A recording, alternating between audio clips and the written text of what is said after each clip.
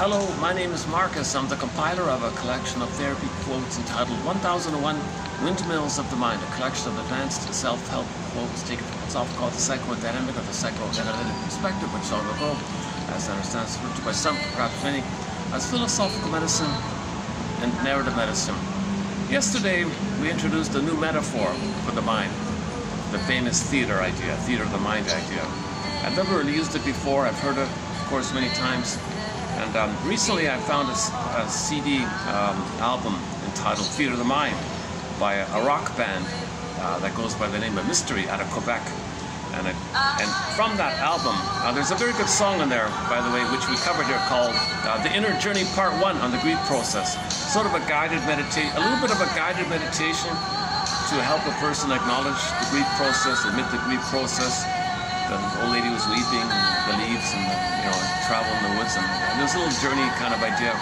So that album was called Theater of the Mind, and so I found one person's sort of take on that metaphor, theater of the mind, the idea, the mind being kind of like a theater, by Mr. Carl Menninger in a book of his called The Human Mind, 1930, and I saw his third edition in the 60s.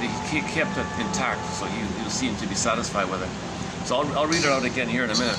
So since I just discovered it yesterday, I kind of scrambled through it. I think I made a few little bloopers and mistakes, so I want to redo it here and update it, and I'll continue to update it because it's a good metaphor.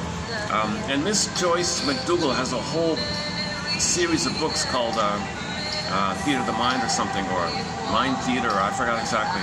And we have a few quotes from her, like from years ago. So imagine, the setup of a theater. So you got the seats, sort of, on angle, rows and all that, aisle, and this, and popcorn. And so people buy their tickets. They go into the theater. It's a nice building. And so they're looking down a little bit, maybe. And there's a stage, of course. And, there's a curtain before the play begins. Now, behind the curtain, before we see the play, there's a director, sort of like a stage director, let's call him. And he's following the script, and he's directing the actors. Okay, your turn to come on. Okay, your turn now, kind of thing. And he's directing the whole thing, and he's deciding who comes on stage. No, I want someone else to come on stage. You look drunk, and let's get someone, I don't know. Let's get the backup actor to play. So he decides these kind of things. Okay, now, all of these characters, okay, the actors that are going to be on the stage, now these actors, by the way, some of them are way back in the waiting room, and some are even back behind some other room, and some of them might even be outside the backstage door trying to clamber in, because you got a whole cast of characters. Some you'll see on stage, some are kind of trying to get on stage, clamoring to be on stage. Some are really way behind, but they really want to get on stage, so they're trying harder, and they might do it in a kind of coda way, in a sneaky way, which is the topic about this. So you got these different characters, sort of like in different situations and stages, and Menninger said, the director might not allow some of these characters on stage because they're too motley or not kept, or too untidy or something, so you don't want to put them on stage, right? So what's on stage is sort of what you accept about yourself. So you are the audience. Okay? So you are the audience watching what's on the stage, and this is what you know about yourself. This is what you maybe know and don't know about yourself. Okay, so on the stage there might be two parts: what you recognize about yourself, and things going on the stage, or little plots or side stories that you don't know, but maybe some of the people in the audience knows and some don't. So there's a kind of confusion like that. So you might have a hunch about it. So just like some people in the audience might recognize the story fully, like the main message and the spirit, and really deeply gets it, that keen eye knows it all. Some people are kind of clueless a bit. So we're kind of like in that confused little place like that. So there's a whole kind of process of we're trying to know ourselves. We're trying to get more on stage and recognize what's on stage and accept that it's us, know that it's us, assimilate that it's us, recognize it, and learn about ourselves and feel that connection with ourselves.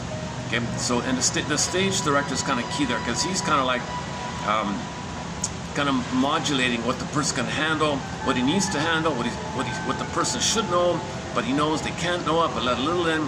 Meanwhile, some of the characters in the back don't care about the censor, quote unquote censor. They want to barge in using defense mechanism called masks. The masks who wear the theater, so costume theater. So they disguise themselves and they slip through. Hey, stage director, what's that over there? And they slip. So you got these other characters on stage, and the audience is looking, who are these characters there? For example, you might have a character with a giant P, like super projection meaning. So there's projection on the thing. And he might be saying, yeah, I don't like that. And he says, I don't like such and such. And the audience is confused. The keen person might say, when he's projecting, he does like it. He's afraid to know. That's why Sensor didn't want him on there, because we're afraid to we like something. So he says he doesn't like it. So projection is like something about yourself that you don't want to admit, right? So he goes on stage and says, that's unacceptable. So he says, that other person possesses something and it's unacceptable. So imagine a guy with a giant P on his shirt or something, projection. He's character P, Mr. P, Super P, you know, super, like a super character. So imagine these kind of superheroes. You know, they are kind of superheroes because, in a way, because they're ingenious ways to make the unconscious conscious using this kind of tricky kind of thing called the defense mechanism, strategy, a coping strategy. It's trying to reach us. Okay, something in us. Okay, there's a broader energy that's trying to make the unconscious conscious. There is an invisible kind of great spirit that's trying to make us conscious of ourselves, know ourselves, heal ourselves, reclaim, resynthesize. So the great spirit, this invisible great spirit, this grand power of the unconscious behind, okay, it's kind of like maybe helping, creating these characters to use defense mechanism to slip them through the censor, and now we have a chance to know ourselves. So projection is a key one, reaction formation, okay, identification to aggressor, and projective identification, repetition compulsion, symbolic acting out, oral fixations, and all these defense mechanisms. We can have hundreds of characters, literally. Normally there's a standard sort of dozen or two that kind of are most familiar, but really there could be many more, right? Okay, let's back up a sec.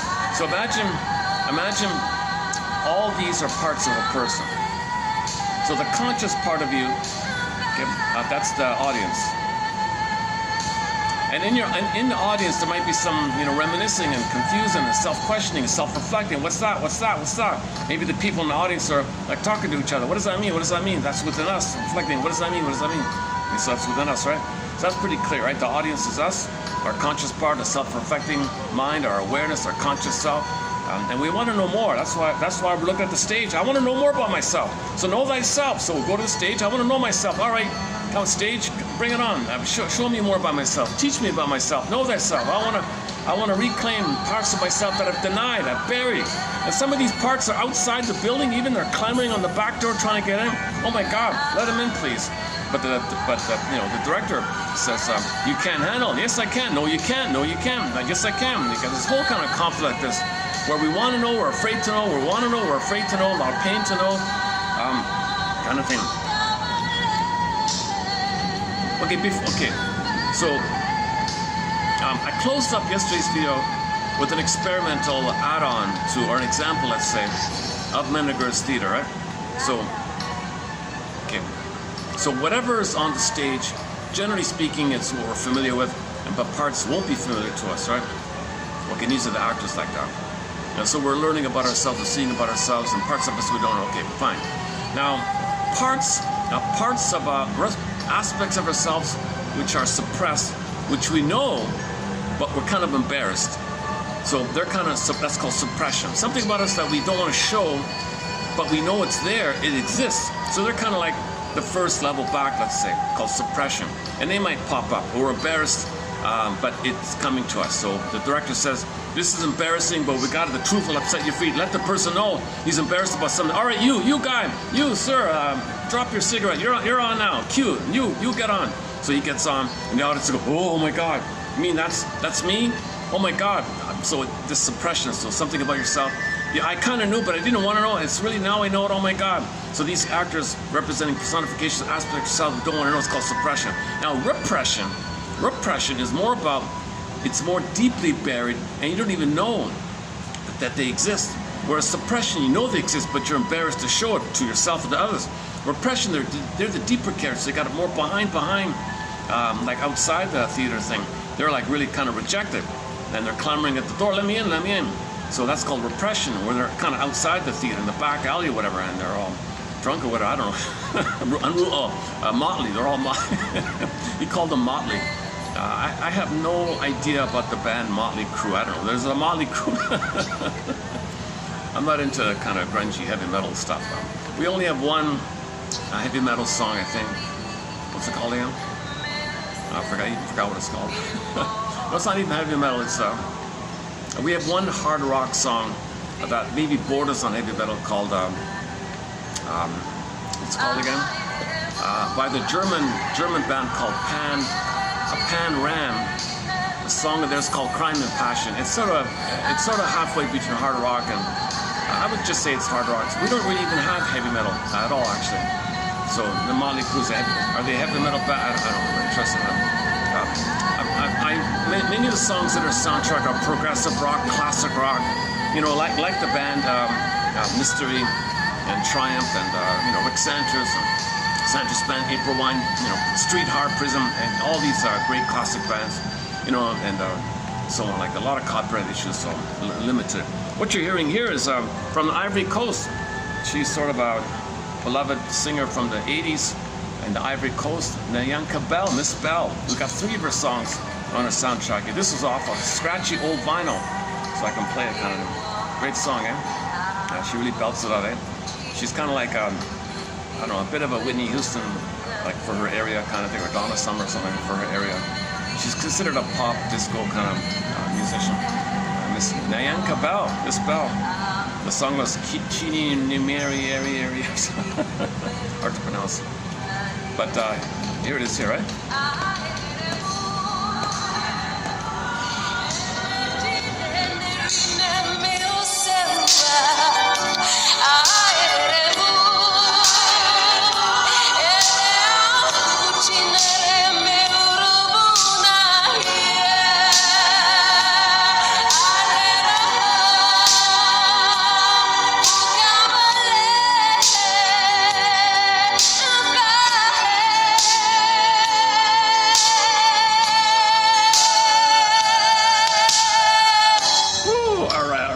There's a little bit of a Ziana Zain in her. Ziana Zain, out of Malaysia, is our #1 contributor to songs in our soundtrack. Incredible singer, Ziana Zain.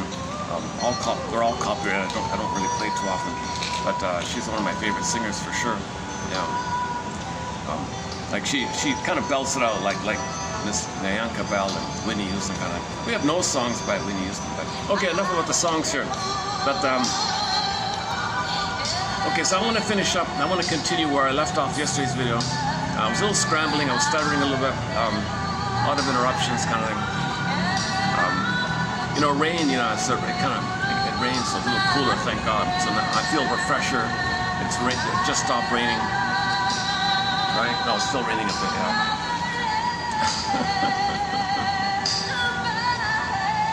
Oh, there it is. There. Okay. So imagine. That there's this innate drive to recognize ourselves, know ourselves, identify ourselves, know our script. So there can be a character way back there that's the script writer, right? The traumatic script. And he gives the script. He's like a director, so to speak. And the script is given to the stage director. You got to follow the script. This is the script here. You got to make sure everything goes according to the script here. Don't deviate, right? So he's loyal to follow the script because it's how the person survived, it's how he coped, it's his deep assumption model about the world. He created deep existential conclusions, okay, although they're whacked or dysfunctional, or maladaptive beliefs, or hurtful beliefs, but it's the way he coped, kind of thing. So this is the idea that the unconscious, the baby adapted in a certain way, became a script, and you're repeating again and again. So on the stage, you're seeing repetition, compulsion, repeat. So you see the stage, this thing called repetition, compulsion, hoping for a better past. All your dysfunction, all your symbolic acting out, all your negative magic gestures, all that dysfunction, okay, all anger, anything you see on the stage there, is all a kind of a veiled, convoluted, meshy little veiled way to recreate, restage on the stage, for you to see how the person is recreating some new edition of the past, hoping to get mother's love in the past. Okay, today's quote, one lady had revenge fantasies, and the shrink said, you know, those revenge fantasies that you have, you tell me about, we can loop it back to your desperate cry for love. There's a link between your desperate cry for love, which was rejected, and you loop, and it goes those revenge fantasies that she talked about. And there's a link like that. All the even anger and rage and in the most whatever degree the anger form takes, include hers like the most extreme kind, and the acting out would be even beyond that, the criminality. It's all a cry for love like that. Okay, but just in general terms, what we see on the stage is called repetition compulsion. A replay of the past, hope for a better past. And we're supposed to know that what we're seeing on the stage is a recreation of the past, to know what happened in the past, so we can identify what happened in the past. And that allows more characters to come on. More characters to come on, you know. And a key character, here's what we're leading up to. I think the heart of one maybe key scene in this theater of the mind is that at some point, when you're ready to heal, or what's required of healing, at some point you're gonna see the audience members. It's all like one person, right? In one mind, you're gonna see the person. Okay, kind of. I'm just experimenting here. I'll update this point here. At some part in the healing grief work journey, okay, the inner child of the past wants recognition. Hell, I'm in pain. Makes us in pain. Makes you live the unlived life. This is a miserable situation here. So there'll be a character that represents the inner child of the past in pain. But that inner child of the past, meaning you as a child, adapted a certain way. Okay, metaphorical rope idea. So he's kind of roped in, chained to the past, tied to the past. Oh, today he called it the Mobius strip. Just looping around, repetition compulsion, Kliegel, Santana, treadmill, hamster wheel. Today he calls it the Mobius strip. Another guy calls it MC, what's his name? Some famous artist is very good with illusions, with his art, 3D stairs. It looks like it's going up, it's going down, and looping around, but it's all flat. This kind of, it feels like you're living in this kind of illusionary, going nowhere kind of place like that, or hamster wheel idea, similar idea. Okay, so the inner child of the past is going to come on, and maybe the image would be that the person is like on his knees, let's say, like walking on his knees to imitate a toddler. So you see yourself as in toddler mode, let's say, where he's walking on his knees and he's kind of wrapped up. Maybe he's in bruises and bleeding or something. He's really suffering. It looks terrible. And he's on the stage. He got on the stage.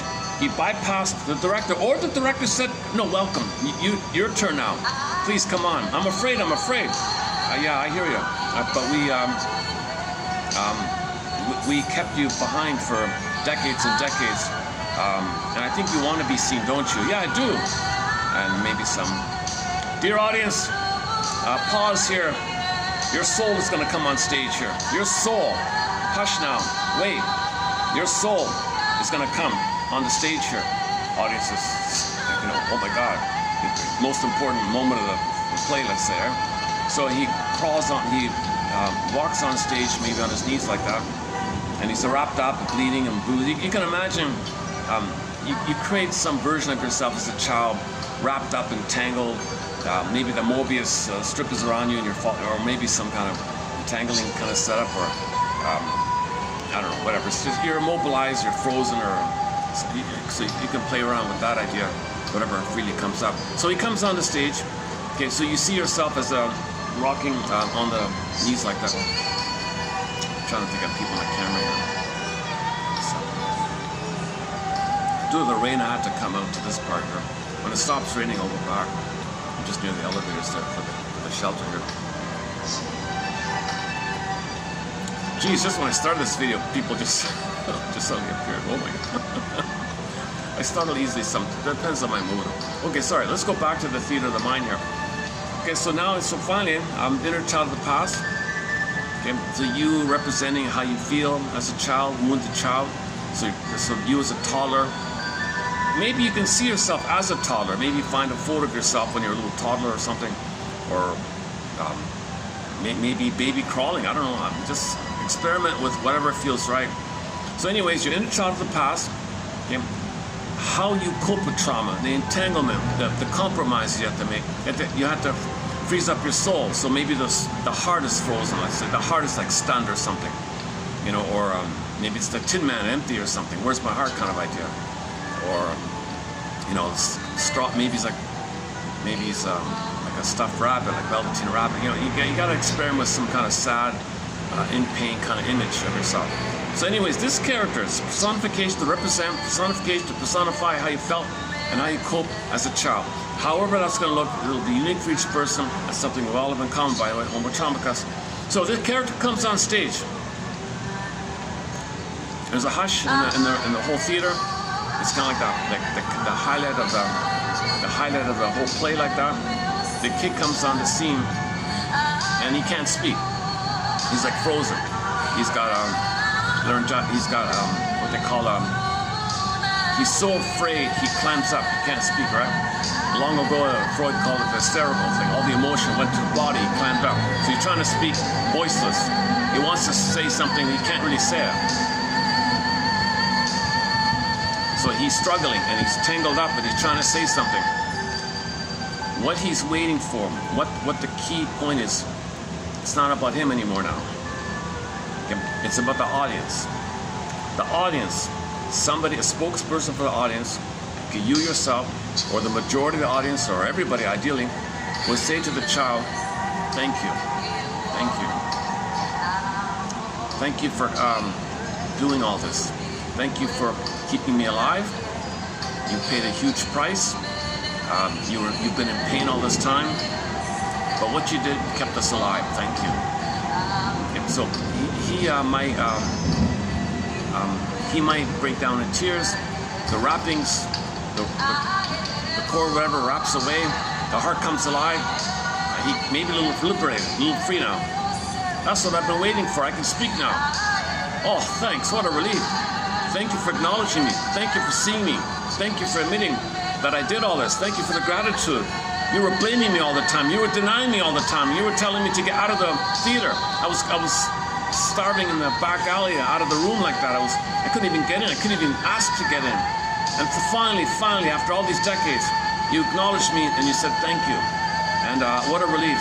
You know what? I can free things up here. We don't have to live in this past. We don't have to follow the script. We don't have to follow this method that I adopted that kept us in pain. We can let it go.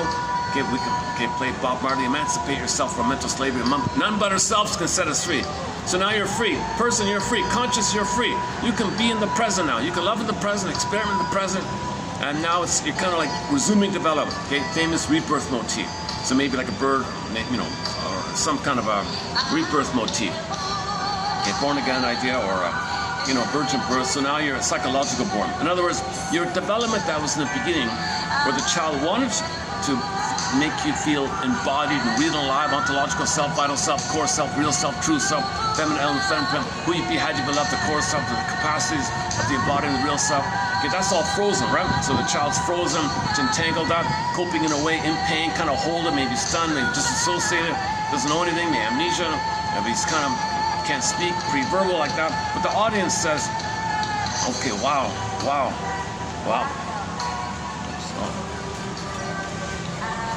I gotta change spots here soon, or else I'm gonna go here in a second.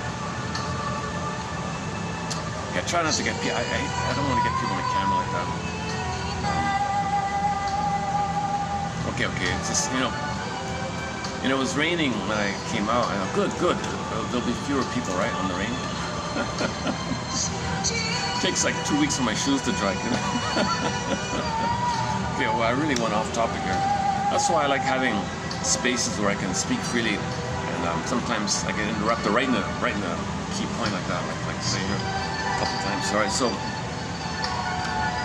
okay, I'm basing the context for what I'm saying here is Bruce Ecker. He says that you want to be able to thank your inner child of the past, i.e. know that your unconscious creates symptoms, creates problems, makes you live in the past, makes you repeat again and again, makes you with the oral fixation, makes you, you know, angry, or makes you sarcastic, or makes you live the unlived life, or makes you bitter, or makes you feel entitled, makes you feel your worlds you're living, gives you these infantile, frozen kind of attitudes. Okay, so your unconscious is in that status, okay, in that state, because if it didn't create that state for the person, okay, we would have perished. So the baby's adapting to a dysfunctional mother. Mother's not around, emotionally unavailable, emotional dyslexia, emotional warping. She's got MPD, BPD, whatever. He wasn't available. Old cunning child, other topics. So the child to cope with mother's soul blindness, mother's emotional unavailability. Okay, mother's conditional, mother casting the baby to play a role, ignoring the baby, not treating the baby like a person, mother, and so on down the line. So he cope, twist, gymnastics, wrapped around, frozen, stunned, I don't know, and he's just hanging in there like that. So this is called a trauma trance. Somebody recently called it a trance trauma or trauma trance, one of those two. It puts us in a trauma trance. It puts us in a kind of state where we're going to life, okay, kind of in this emotional state. So the emotionality is kind of flat, it's kind of numbish, or it's kind of deadened, not totally gone. That the child had to freeze up the face. So that child, by the way, has a pin in the collar. Okay, that means the person's going to have the emotional body being flat. It's called flat affect. Okay, the emotional body goes flat. Okay, in ancient Greece, this is called athymolexia. No feelings for your words. Nowadays, alexithymia. No words for your feelings. Dysfunctional feeling system. An immense affect phobia, or an immense phobia of your feet. You don't feel. You can't feel. So everything's kind of flat and suspended. So that's like a protective thing, all right? So that child doesn't feel, that means the person doesn't feel. If the child doesn't feel, you don't feel, kind of. So the child has the, so when, oh, Jesus. Okay, maybe, let me try another. Does it stop raining?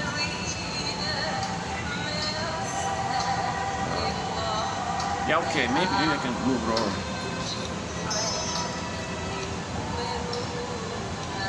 It's a slight, there's a slight rain, but, give me let me check it out also. Why are people coming up? Well, what if I just, hang on. What if I just go here? No, it's still kind of raining, right? It's either raining or just dripping from the,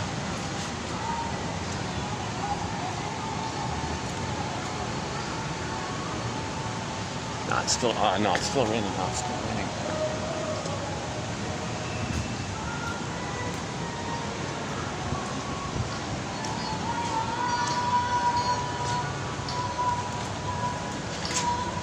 Maybe I'll just try to hold the camera a little more like this or something.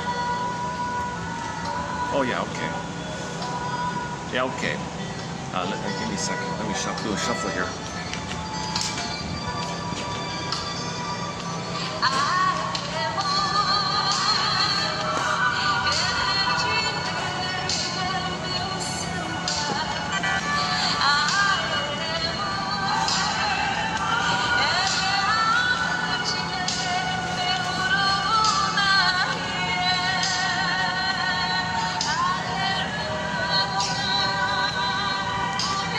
Is that a little better?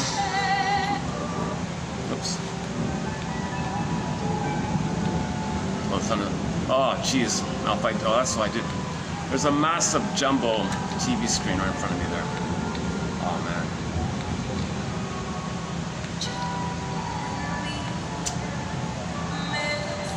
Let's see if I can try to hog it or something.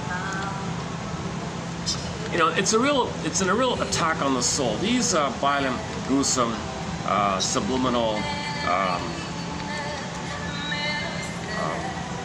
they're meant to like affect your unconscious and damage your soul like that. There's a lot of these images are soul damaging images. Even some of the restaurants with their high def graphic, cooking images like that.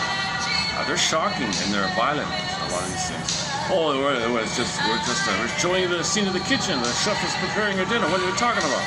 In no way. When they buy these things from these companies have another agenda. It's not nothing to do with money. I don't think so.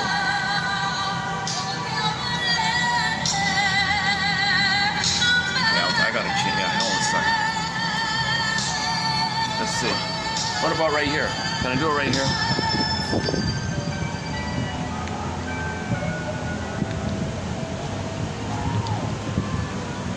Son of a gun. I'm so limited with them. So I don't want to go right.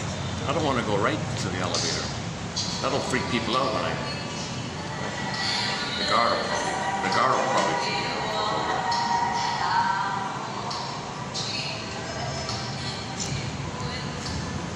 Let me try another one. Hold on.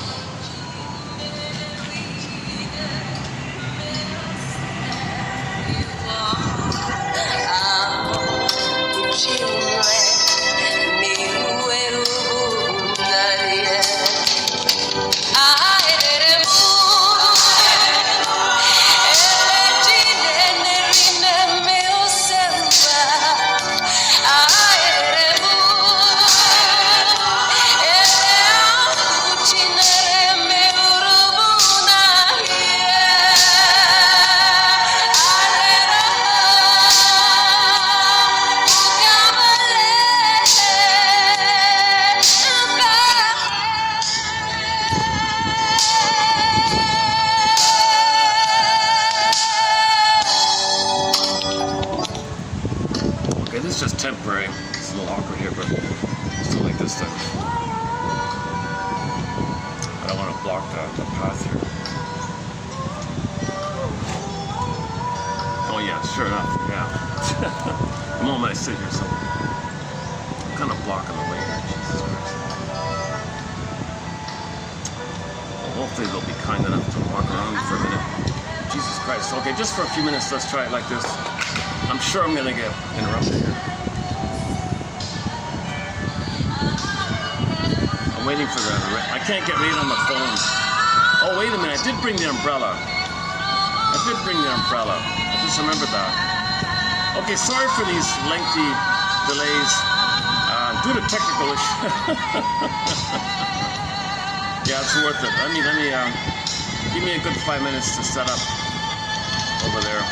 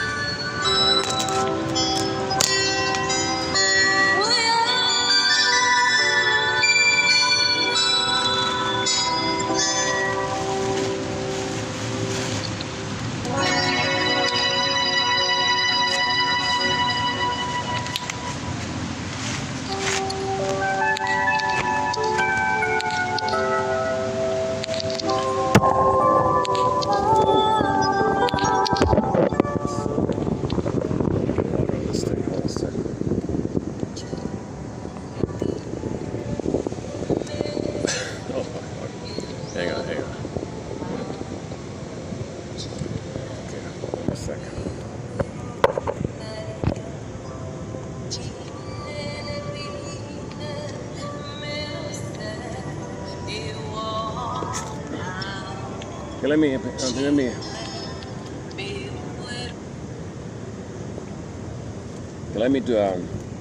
just turn off the music then. Are we still recording? Okay, let's try this. Okay, at least I won't get interrupted or interrupt others. I'm really limited with outdoor venues. I'm in a big, busy city. The parks, takes time to get to the parks. They're nice parks and all that. This is sort of a bit of a treat to come out here. This is the smoker's balcony to a mall. I'm in an extension of a mall, like the more medical kind of a services kind of area. All right. So let's where are we here? Like dental thing. If you want to, it's funny. I see it all the time. The dental thing. Oh my God, It's too late for me. It's always been something I just try to ignore. See, you can tell, right? If the parents are infantile, they don't take care. They don't. I also had dysfunctional parents, so that's everybody who talks about therapies. It's coming from a place of. If somebody had a healthy family, they're probably making the world better for everybody, not just for some revenge fantasy, which is a cry for love. Okay, hang on, or looking for symbolic mother, not those. So there's the thing called sublimation, which kind of cloaks your dysfunction if you're getting money with your dysfunction. If your dysfunction makes you money, that's called sublimation. So you're kind of like, quote unquote, comfortable with your misery, versus you don't have sublimation, then you're kind of like, oh, that's your symptom, it's your personality trait, personality disorder, character disorder, so it's kind of like more kind of obvious like that. So some people are lucky, they can find a channel. So if you can hit the ball well, okay, you might be make a lot of money hitting the baseball, things like that. But the person might still, if he didn't have that talent of being a baseball player, he might develop. His symptom might be more over. He couldn't channel to something useful. So it's like a diversion thing. Okay. Let's continue here. Hang on. So are we finished with the inner child of the past coming on stage? So imagine the child is one of the characters, one of the actors, and they've never been allowed on stage, right?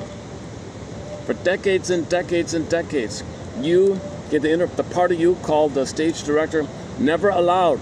No, you can't come on stage. No, go, get out. We don't want you. Get a shame, it's pain around all. There'll be associated other characters around the rejection of your soul. So imagine all these negative affects. All right, so you'll get wicked queens and witches and villains and all these kind of characters. So outside the door, there'll be a whole cast of villains. Now all these villains, okay, and angry characters and vampire squids and monsters, you'll have a whole cast of monsters. Okay, they all represent the cry for love. So if some of the monsters come on stage, break through, kind of, whoa, the audience is shocked. What's this? They got an angry dinosaur or something, growling or something. Oh my God. Okay, it means I want mother's love. That's what it means. All anger is the cry for love. It's just been so ignored, and the anger around it was ignored. The anger became destructive fantasies, and desperation becomes criminalic, destructive. It might act out. Now they might be acting out. People are scared. Some people might be leaving the theater, kind of thing. So the director, wants to manage. No, you can't, monster. You got to stay out. So, but that's the thing. You want to gradually, bit by bit. All right, why don't you let a spokesperson come up? And then he reports to you and you calm down. We'll bit by bit acknowledge that you cried for love as a baby. You were colicky as a baby. Mother was drinking. Mother was absent. Mother was dysfunctional. Mother was unavailable. Mother didn't want the kid, maybe. Let's calm you down a little bit. Let's give you some understanding. Let's give the person, the system, the psyche, the mind, soul, the whole system, right? So all anger is a cry for love. And these anger characters, like the Disney film Inside Out, they were going to put Schadenfreude on there and shame on there. They did put envy and embarrassment as a sort of a mild version of the shame, and so on, right? Fear and anger, of course, is there. That's a great project, The Theater of the Mind. So he did it called Inside Out film. So inside, and then it's gonna, like you're inside, and then you want to have it out to your consciousness. Like that, I just saw that painting by that Dutch guy, MC. What's his name? MC. I'll read it in a minute. I just found it this morning. There's a famous artist. He's got, he draws fishes on the water, almost like a mirror reflection of the fishes. He got birds flying above it. So like inside out. A little bit like that. You got inside out.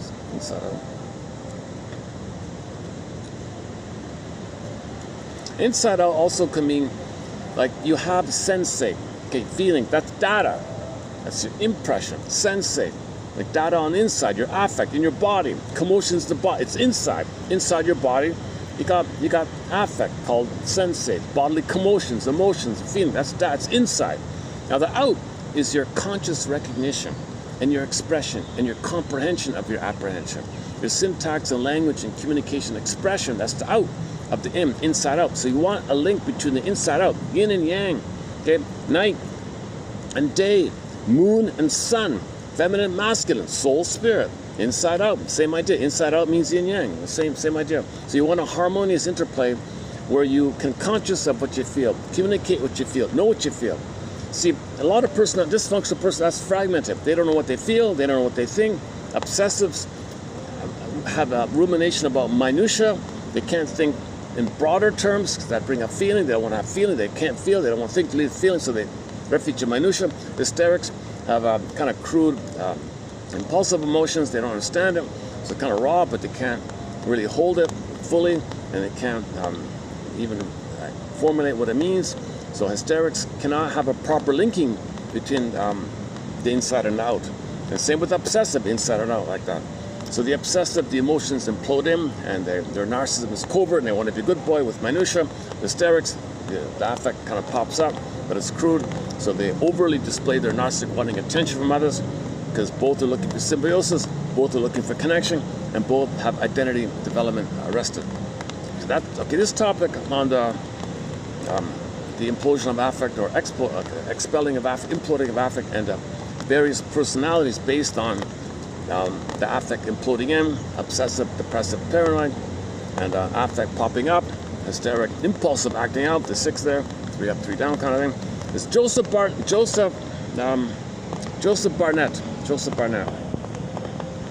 We just completed 9 articles of his. Great stuff. And then we followed it up with 5 more articles by his wife. Great material by Tess Forrest. A total of 14 articles. By the way, those 14 articles has won. They're so good. They're so excellent. It's very rare that we issue a golden Windmills of the Mind award.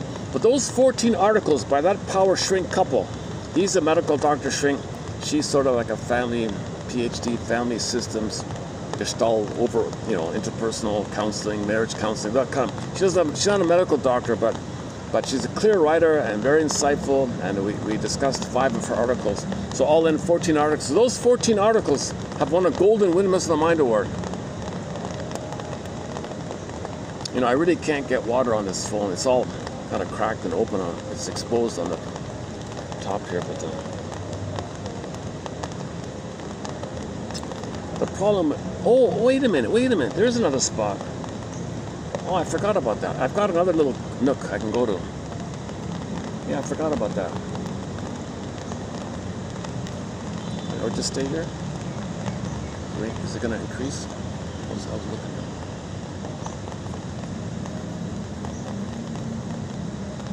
I can see clearly now. It looks like it's going to clear up right there. I see some sun.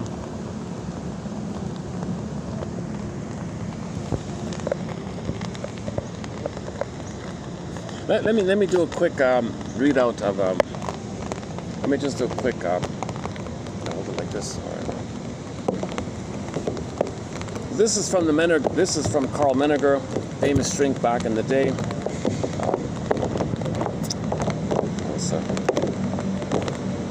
Okay, think. Oh, look at that. Oh, Jesus. Oh. I just cracked the. Oh boy. That's still holding up. All right. It's fine. All right, let's read it here. Think of the mind as a theater. Yeah, so this is one version of the metaphor. A lot of people have their versions of it. This is really my first true exposure of this metaphor. I'll look for other people's metaphors, but this is a good starting point. Think of the mind as a theater. Let the field of consciousness be represented by the stage.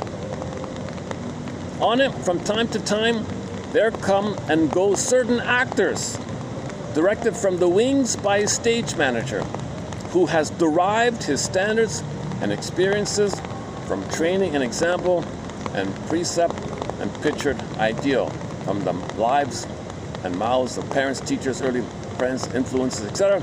All of the actors. And we infer that there are very many of them want to act. They will get onto the stage if possible. The stage manager holds some of them off stage merely until the proper time for their appearance. They are suppressed. Some come and go as called. Others never get on the stage at all. They are poor actors, unclothed, motley, or belong to another show, he thinks, or maybe he thinks they shouldn't be there at all. Yeah, so any kind of like breaking the law kind of thing, although it's a cry for love, you don't want that, so that won't be allowed, right? So he's got to be indirectly healed, and his tamed version will come on, right? And where you can vocalize, I want mother's love, I want mother's love, I didn't get mother's love, and he'll be that's like an aspect. See, there's no time in the unconscious. Things can flip-flop and shape-shift and morph and twist and poof, and two could be one. You can have condensation, displacement. So it's also one line kind of. So there's no, don't think of this too linearly like that. All right. Most of them are not even in the wings or conscious, but are outside the theater. Yeah. So many of these actors are outside the theater, thrown out, perhaps, in the course of previous rehearsals and performances. They noisily demand to be let in, hoping to get on stage. But the confusion they create is not heard on stage or in the audience. So we in the theater and the audience don't really hear what's going on way back there, right? These actors locked outside are repressed memory of trauma or unmet needs and the pain. Correspondingly, suppression is used technically to describe the conscious and deliberate pushing back of one desire in deference to another. It is in effect equivalent to inhibition and self-control. Repression is the holding back of ideas and wishes from consciousness. That is, not holding something back from someone else, but from oneself, what we said earlier. Now, to revert to the metaphor, the repressed and even the suppressed actors may trick the stage manager by disguising themselves in various costumes and masquerading as proper actors in the show. They are never wholly proper, and the keen eye may detect their real identity and trace their origin. But the average playgoer or the ordinary person will think only that the play is here and there a bit shabby or clumsy or strange. Essentially, psychoanalysis is concerned with the study of the distribution of a person's energy and the various modifications and disguises which cloak the original intentions, cloaking them from the person himself, even more successfully, as a rule, than from the outside world. Hence, a study of these disguises is highly essential to an understanding of the dynamics of the mind. So we want to study these disguises, called this defense mechanism, like projection earlier, and many others. If they serve some external utility, they are called sublimations. Yeah. So if you manage to make money fooling people that others are no good, and you feel no good, and people pay you for that, that's sublimation. Otherwise, your symptom is there, and if the symptom is constant, well, that's your character disorder or personality disorder or disorder of the self or dysfunctional person, or whatever you want to term for. No one agrees on how to call somebody who's consistently like that in that kind of way. Things like dreams. Also, dreams, purposeful accidents constitute one type of these disguises. So a disguise might be an accident. Oh, maybe the unconscious said, look, you're treating me like, no, Merriam Woodman says, the person will only be treated like the body will only be treated like a donkey for so long. If you ignore your body, you ignore your feelings, you make it ill, and that's it. You make it an accident. So slow down here, listen to me. So the unconscious communicates by some kind of... So if the person's a runner, and he's running as escape to get endorphins to numb the pain, create the pain to get the numb, put him in a trance, and he's in pain while he's running, but he wants the pain to get the endorphins to make him numb. And then maybe you'll fall down. Why did you fall down? It was an accident. No, the body's. I'm tired of being treated like this. Listen to me here. Don't use me in this way. Run in a healthy way. Run in a mindful way. Run connected to me. Run in harmony with me. Don't ignore me and just psychologically do it for psychological chemistry reasons, like things like that, right? Okay, so projection is a common one. Okay, I guess I really need to change it up here. Yesterday we did the reaction formation one. The funny one, a slightly funny one was the woman's engaged to a guy, right? But she's a little flirty with another guy. She hates herself for this flirtatiousness. She doesn't follow through and all that, but she's kind of wishing and flirting with another guy, and she's about to get married to another guy. She meets her boyfriend, projects that she was flirting, that's forbidden, and she's angry at herself. Onto him, you're flirting with other girls, aren't you? Now she's angry at herself, so she directs the anger at him because she projects herself onto him, and she's angry at herself. He's going to play her through projection, so she directs her anger in disguise on him, and she hates. I hate you. You flirted with other girls, didn't you? You're thinking about having an affair with another girl, aren't you? I hate you for that. The guy's totally innocent. It's all her. And the second example we covered was the nun story. A little ridiculous. I hesitated including it, but a nun was obsessed with a fellow and had these hallucinations. Told her other nuns who were kind of one with her, and they started to claim in loyalty to her that, yeah, I have these dreams too. Oh, this guy's a bad guy. And they convinced the judge that this guy doesn't know what you're talking about, is assaulting these girls or something. And then he got punished and all that. But he doesn't know. So the head nun was obsessed with the fellow, but she's forbidden strongly, because that was like an exaggerated kind of thing. Okay, and then there's other examples of projection. Our rain songs include Jose Feliciano, a great song called Rain by Jose Feliciano. Listen to the falling rain, listen to it fall. With every drop of rain, you know I love you more. Let it rain all night long. Let my love for you grow strong as long as we're together.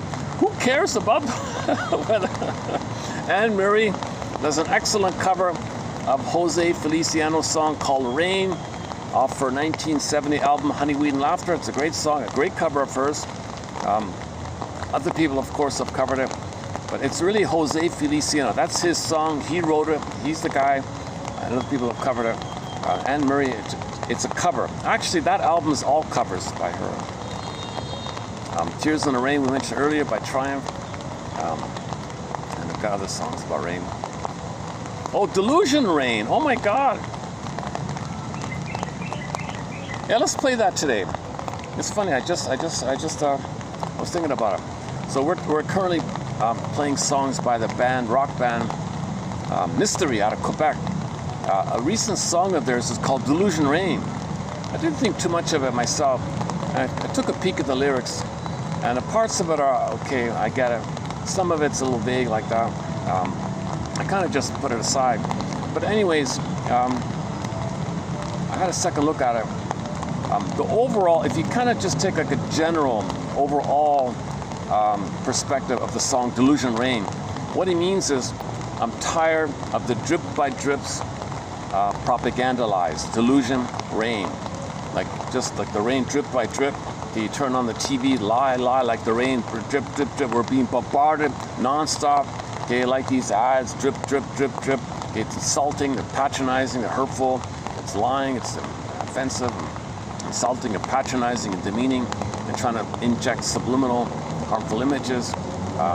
It's a subliminal thing, I think. People don't believe in that, but I think the people doing this believe it heavily. Anyways, all the lies you get, Delusion Rain. And a couple of decades ago, they made it official, like openly official. The news doesn't have to be the news. It can all be lies. And no one, they give themselves complete freedom to lie as much as they want. And no one can stop them like that. No, because they own the whole system, whatever. delusion reigns. So he wrote a song called Delusion Reign. I'm tired of these lies. We don't need these lies. Man, oh man, they lie. It's just non-stop lies, drip by drip. What do we do here? Well, stay true to your heart. Identify what's real for you and hold on to your heart, kind of get back to try and follow your heart, kind of. Wow, it's still raining, eh? I see the sun, but it's still.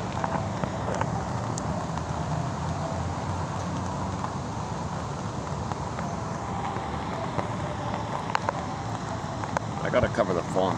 Never mind myself.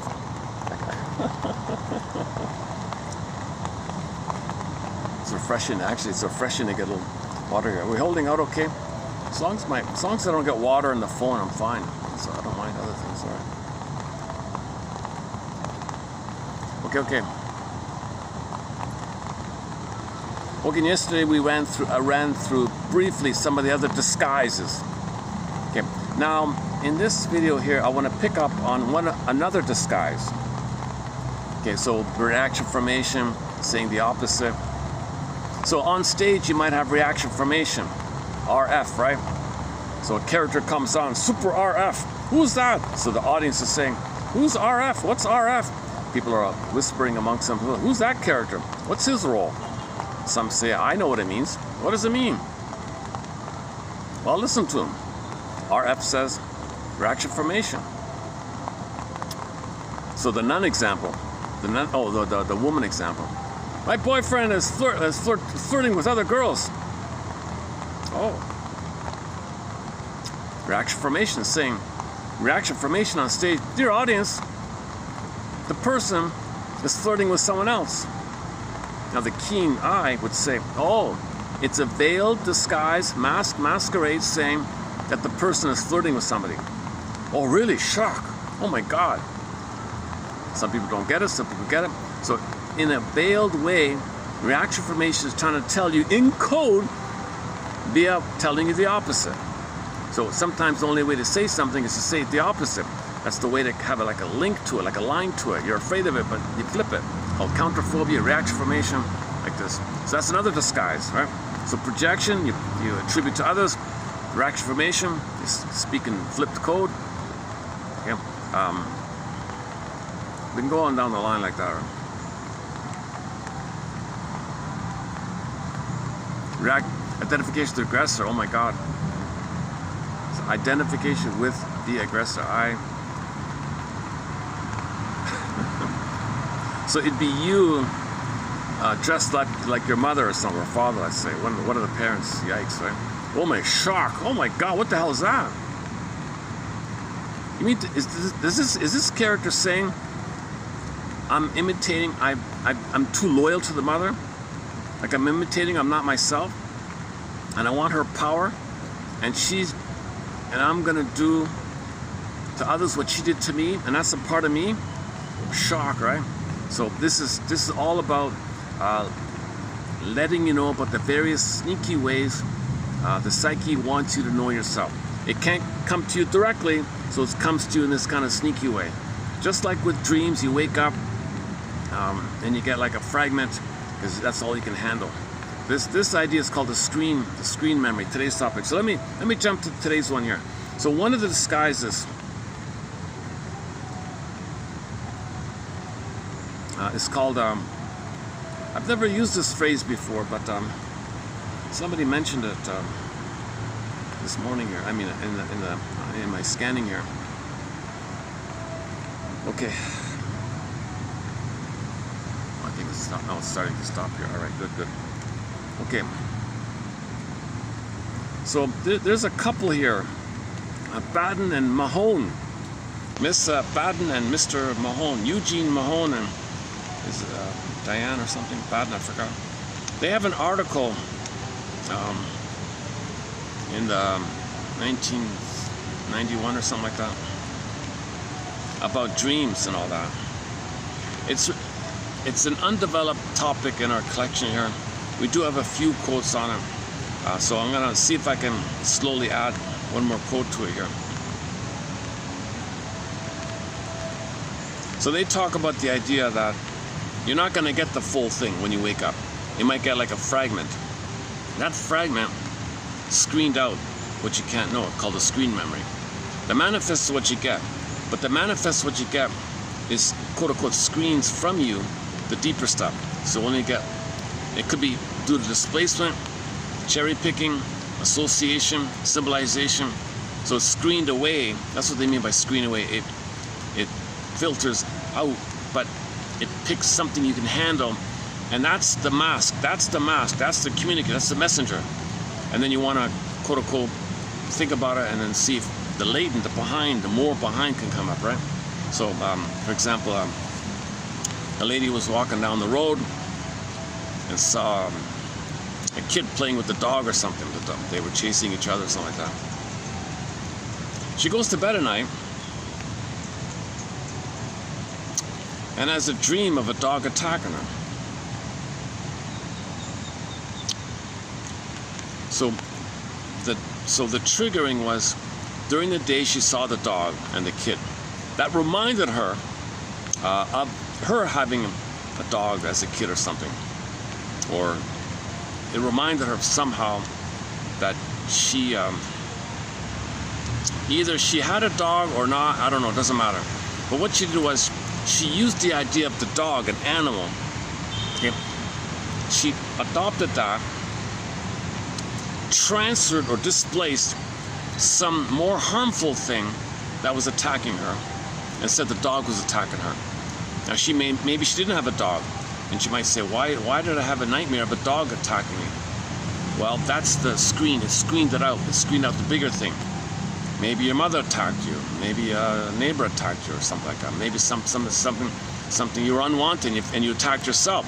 Maybe you attacked yourself. So there's some bigger, deeper thing that attacked you. But you transferred it onto the benign little puppy dog you saw in the day and had a nightmare like that. So you get the dream of the dog attacking you, go, okay, well, that's the starting point. That's the manifest, what you got, and it functions to screen the important thing that you don't want to know, the latent, the deeper one. So you start there. Geez, what does this remind me of? So you just feel associate.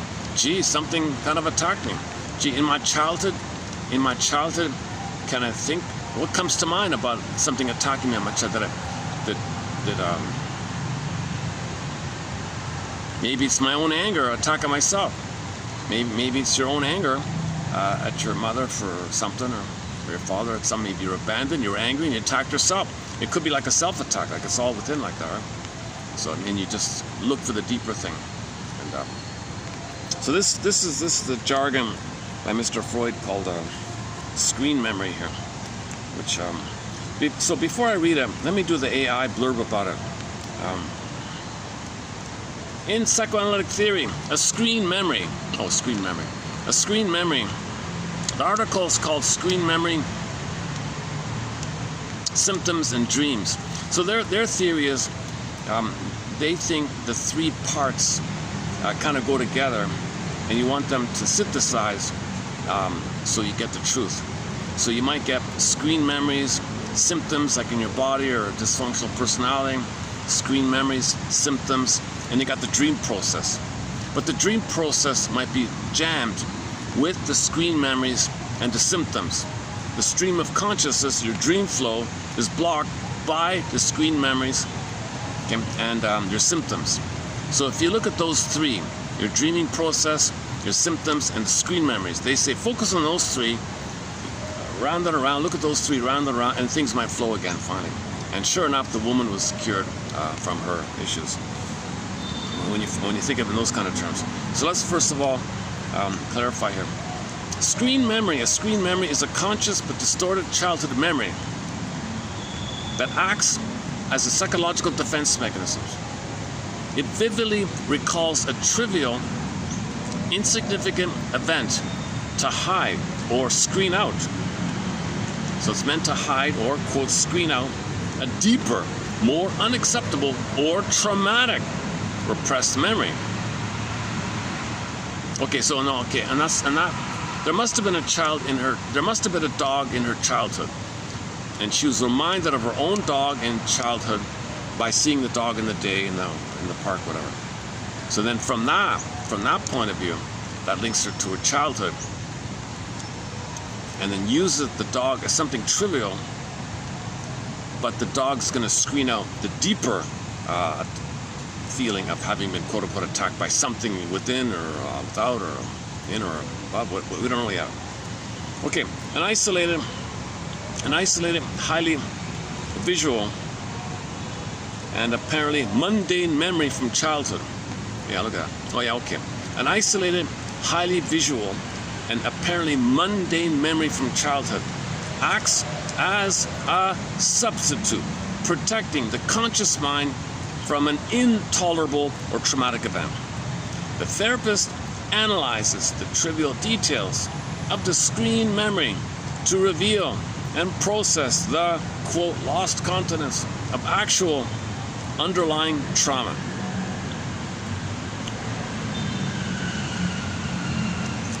Okay, so here's an example of the dog example.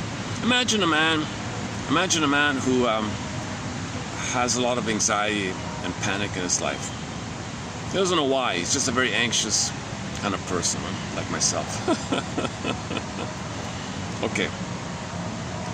He might get a dream, right? Manifest memory.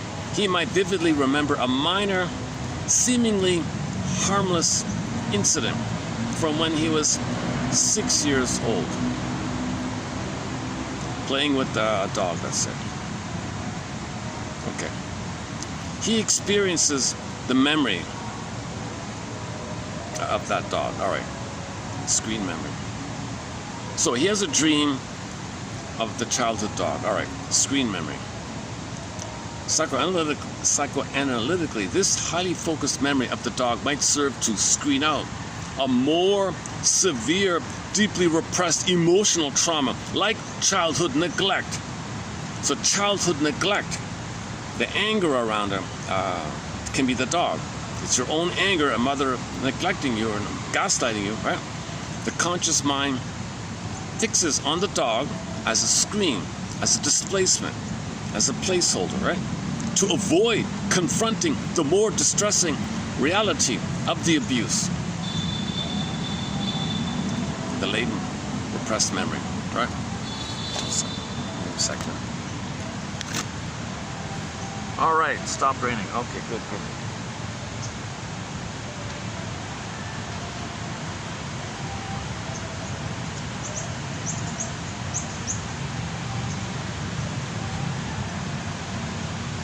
One sec. Oh, do I have Delusion Rain here? Hold a sec. Let me play Delusion Rain here while I wipe the drips off my the water from my glasses here. We have it here. Hold a sec.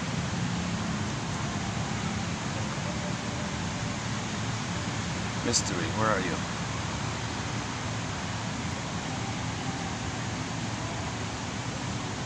Oh, I don't have it here. Oh, I thought I downloaded it.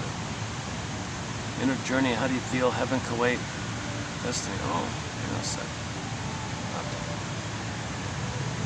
And I'm not online here.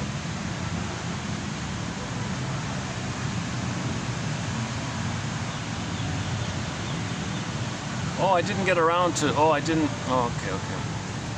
Oh, it's on the phone I'm holding. Oh, I can't play it. Oh, it's on the phone I'm holding.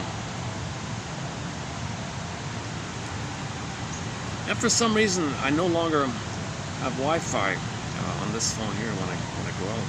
I think it interferes with the shops here or something like that. Let's try again.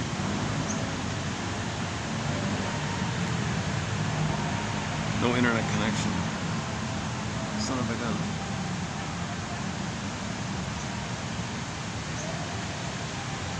Yeah, it's the same thing like last time.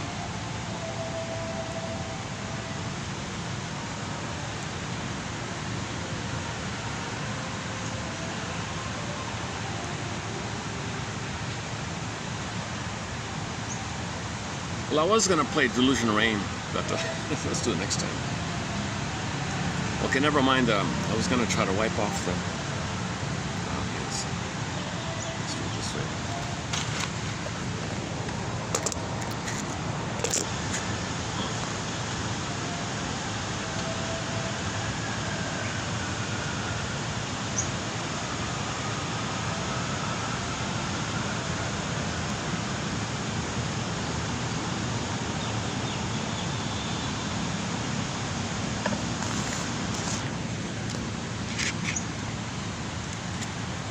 let's go back to our quote here.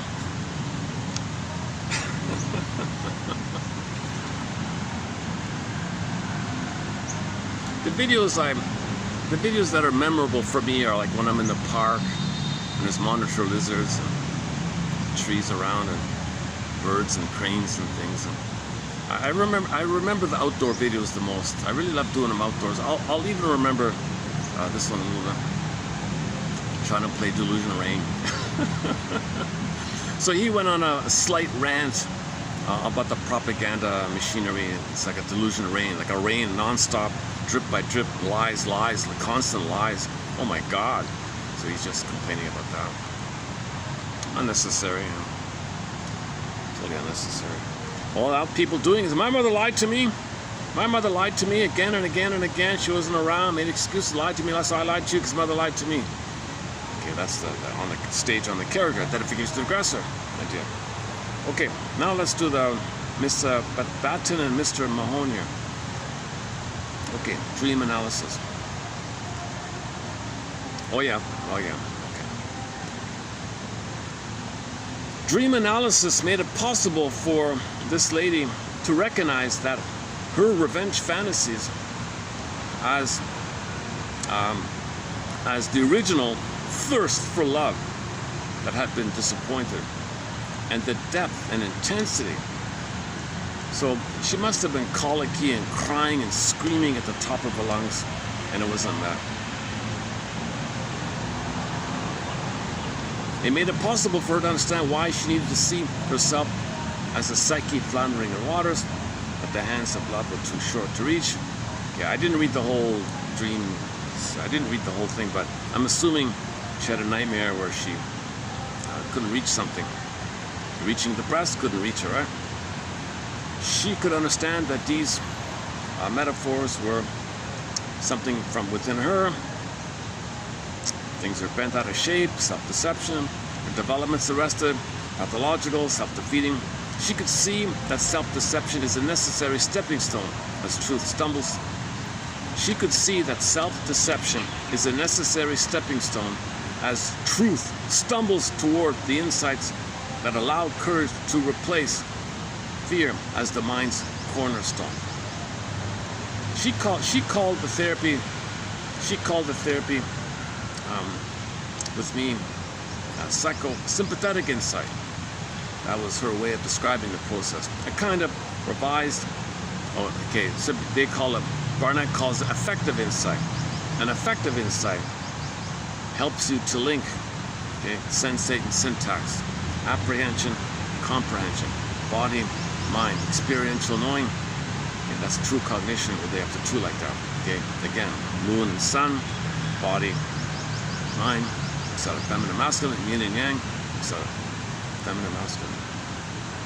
She calls it, yeah, this was great insight. Warm, sympathetic insight. Thank you, she says here. It changed her outlook. She was born again. The dreaming process, a lifelong cycling of unconscious imagery and conflict, seems to have more fluidity than the seemingly more static screen memory or system. So the dream is a stream, right? Okay, in Disney film, stream of consciousness. It flows, it flows, it flows. But you might have a recurring, so quote-unquote static thing like your symptom, or static thing like the recurring nightmare, something a little bit static, but the dreams can flow.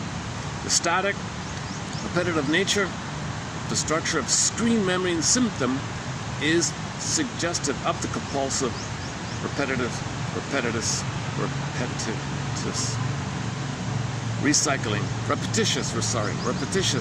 compulsive, repetitious recycling when there's trauma.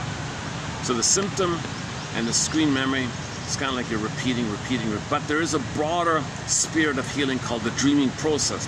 So you got the river is the dreaming process, but you got things are blocked with the symptom and the screen memory. So she calls it like log jams kind of thing. When symptom, screen memory, and dream recognize each other as interlocking facets of the meaning of the whole, the curtain can come down on the stage. Lights. The curtain can come down on the stage lights of self-deception.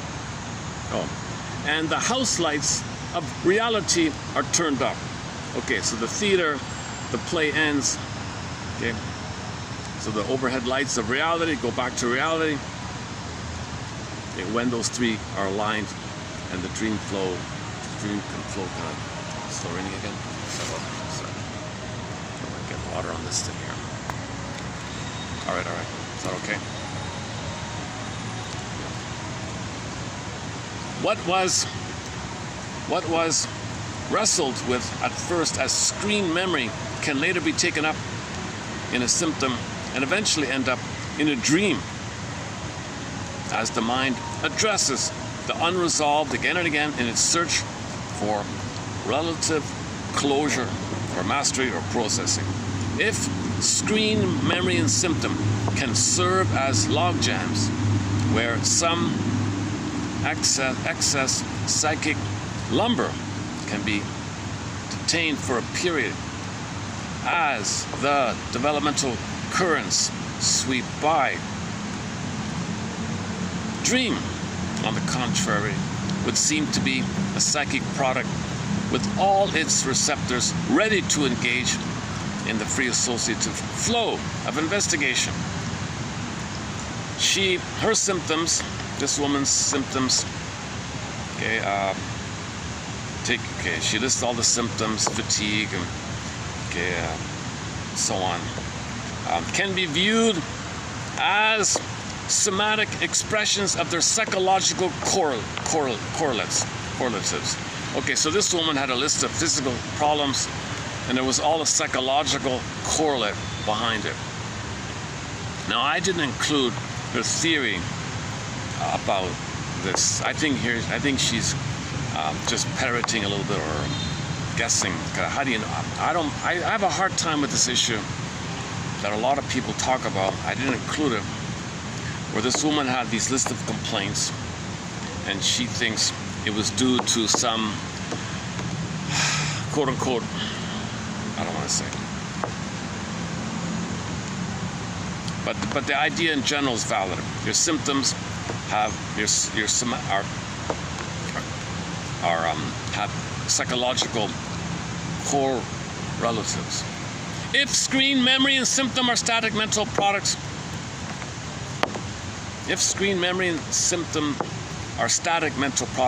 the manifest tips of psychological icebergs. Okay, so the memory of the dog and your symptoms of fatigue and etc., they're kind of like the tip of the iceberg, right? That do not always reveal their relevance to the latent depth psychology they conceal.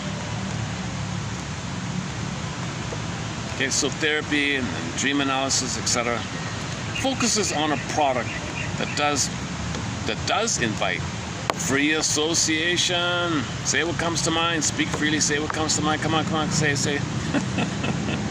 Talking cure. You're talking, you're cured. And a caring witness, you say things. I didn't realize I felt that and said that. I'd never made that link before. Oh my God. So this is the gift of a caring listener, that he's able to have that neutral reverie for you. Usually you talk to your friend and they want to interrupt and say what they want to say. So it's very hard to be a neutral. If you haven't processed your stuff, you can't be a therapist, right? Okay, if screen memory and symptom hinted at what she had hidden from herself, her dreams dared her to recode their unconscious communications, a challenge which she was able to meet in the therapy situation as she assumed her true identity and found her psychological self. So she was cured. This woman came in with a long list of problems, and she was cured.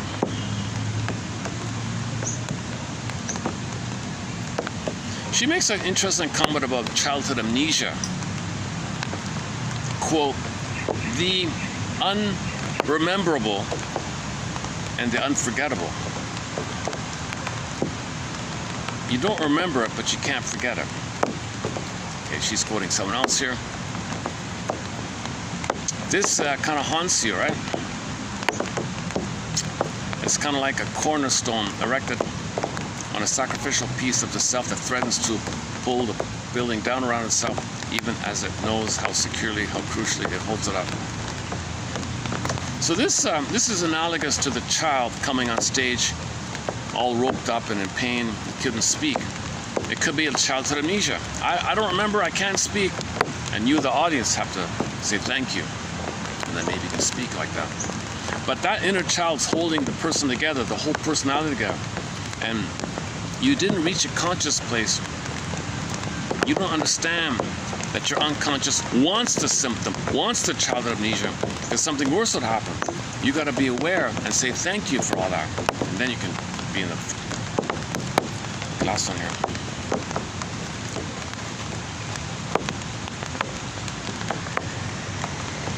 Okay, well, that's it. Okay, last one here. Okay, last one here.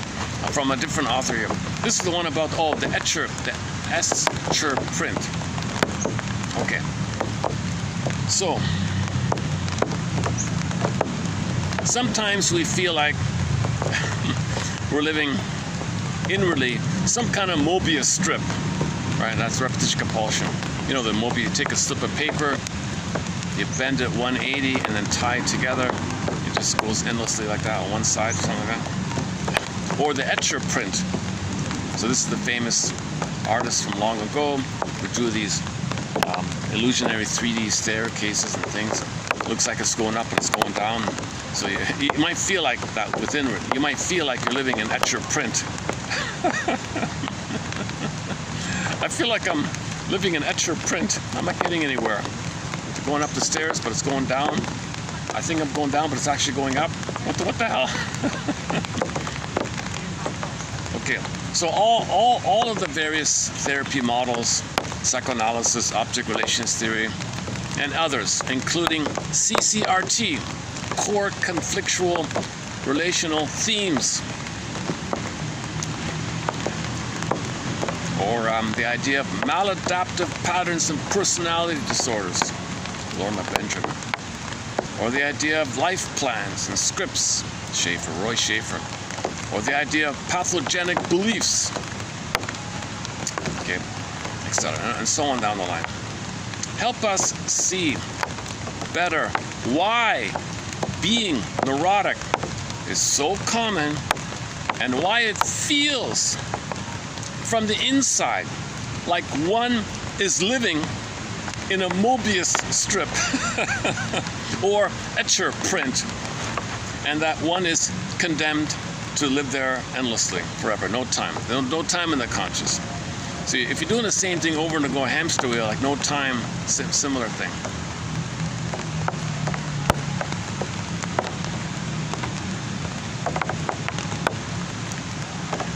Man, oh man, I wish I had the next phone I get is going to be a waterproof. It's going to be a waterproof where if it's raining, I'm not going to worry about it. I can continue even in the rain. I want to get a really good, apparently honor, what's it called? Honor V something. There's a number there, V38, one of those ones. Magic. Honor V, some kind of number, and then magic. I saw the ad for it. It's completely waterproof. I could do this in the rain and not worry about water getting on the phone. You can even theoretically do it underwater. you can do it with, you go scuba diving. You can go scuba diving and film with your iPhone. It's amazing, eh? The one I have now, it's, people coming in. All right. Okay. Should I just leave it there? Let's see. We're finished with that? All right. Yeah, okay. Let's just keep it as a short video today. You know, yesterday I did this. I made a mistake yesterday. I finished the video like around now, about an hour and a half. And I just rambled for another hour and a half, almost. I didn't need to do that. So lesson learned. So that was a weaker video yesterday. Although the first part was not too bad. The second half, I wish I should have avoided it kind of. Man, oh man, I wish I could play Delusion Rain here. I was really, No internet connection. What's going on with this? No internet? Okay, let's not do it again. Let's pick another song here.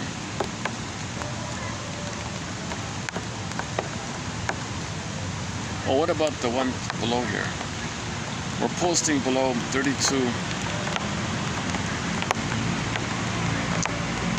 60, 69, right? Okay, I've discussed this already about disassociation, frenzy, identification, aggressor. Oh, okay. Oh, here's a good one. Oh, here's a fun one. We all live inside a box or a Mobius strip. We're trapped in a Mobius strip or an Esker. What's the name again? Esker print. We all live in a repetition compulsion. Well, we all live inside a box, and the instructions for getting out are written on the outside of the box. What an image. What a fun little image. You're trapped in the repetition compulsion, hoping to get mother's love in the past. You're doing it again and again. It's kind of like a box. The way to get out, the instructions are on the outside of the box. What better motivation? That's a very motivating. That's a great quote by this guy here, Mr. Brown here. Another one I like of his is called "The quality of our lives." Oh, sorry. The quality of our feelings determines the quality of our lives. A variation on Karen Horney's "We live to the extent that we feel."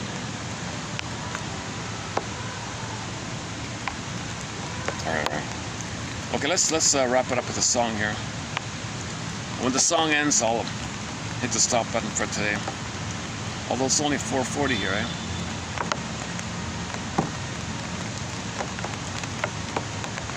It's still raining.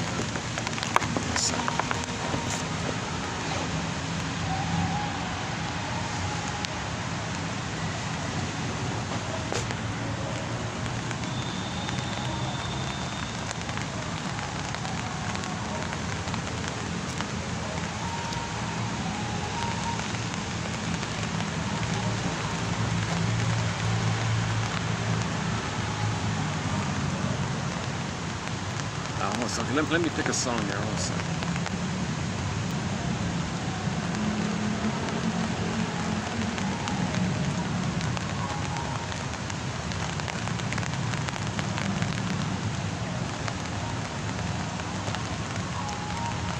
I'm trying to play more songs.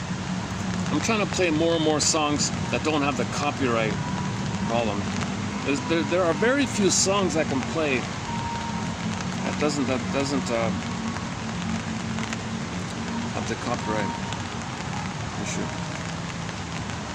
Why don't we close up with another one of Miss Nyanka Bell's songs? We've got 3 of her songs here. Nyanka Bell.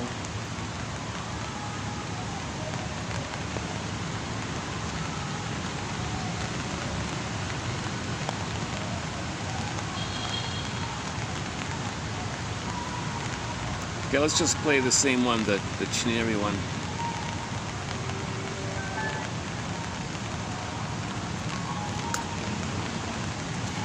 Okay, submitted for your approval and consideration, should you choose to accept it.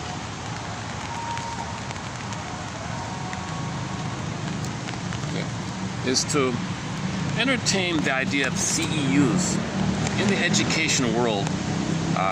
I think you pay some fee, you hear some kind of tape thing, answer some questions. Oh, congratulations. You have been awarded 5 continuing education units. Learned or not, I don't know, but you got the units. And apparently certified counselors need to send in a report that they have these extra units or something. I don't know about the system. I'm not a counselor, disclaimer. I'm not a counselor and all that. But here in this channel, in 1001 Windmills of the Mind, the CEUs here are your curiosity in anything offered here, said or read here in this collection, leading to empathy and understanding. And there's your CEU. You can give it to yourself, okay, via the quotes leading to curiosity, which ultimately lead to both empathy and understanding.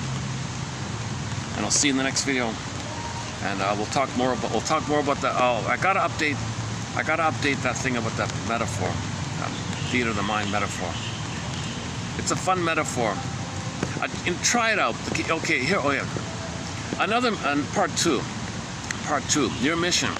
Submitted for your approval and consideration should you choose to accept it.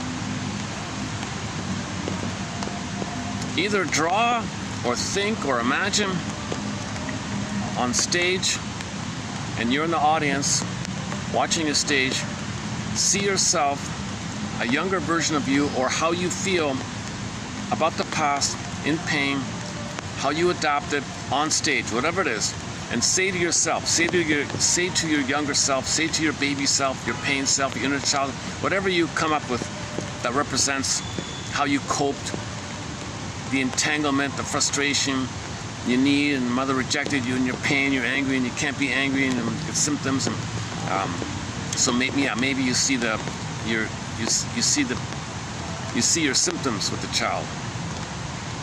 So you can maybe think of it that way, the somatic complaints. Whatever it is, whatever you come up with that represents how you cope the trauma. Probably there's a voicelessness quality to it. So you can imagine some kind of amnesia. Maybe he's in a cloud, maybe he's in a bubble.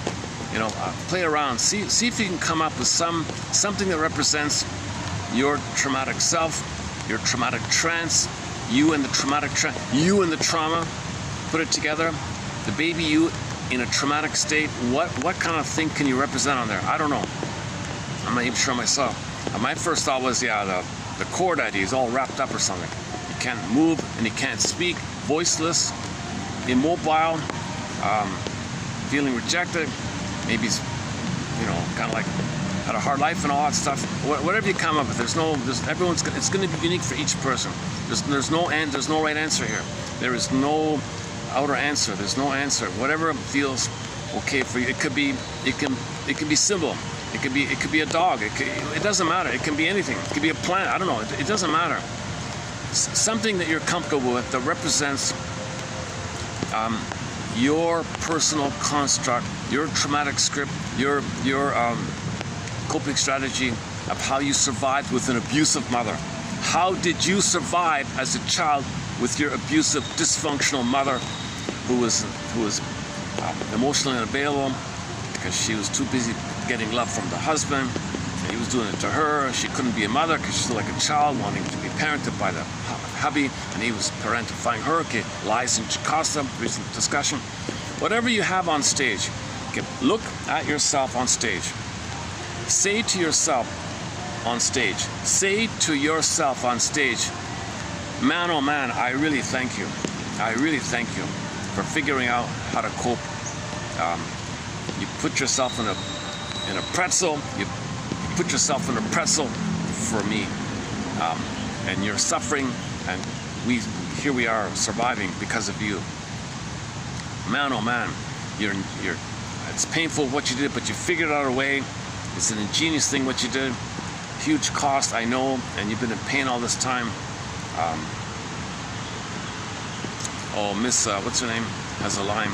I'm sorry I couldn't hear you sooner. I'm sorry I couldn't see you. I'm sorry I didn't listen to you earlier. I'm sorry I didn't see you, listen to you earlier. I'm sorry I had you back in behind the theater all this time. I'm sorry I didn't listen to you earlier. I'm sorry it took me so long for me to listen to you. I'm sorry it took me so long to listen to you. And I'm so sorry it took me so long to.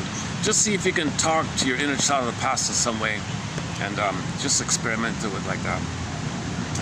It's an exercise for myself as well. Thanks very much.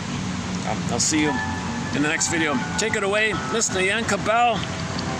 Her song is called Chi. However that's pronounced.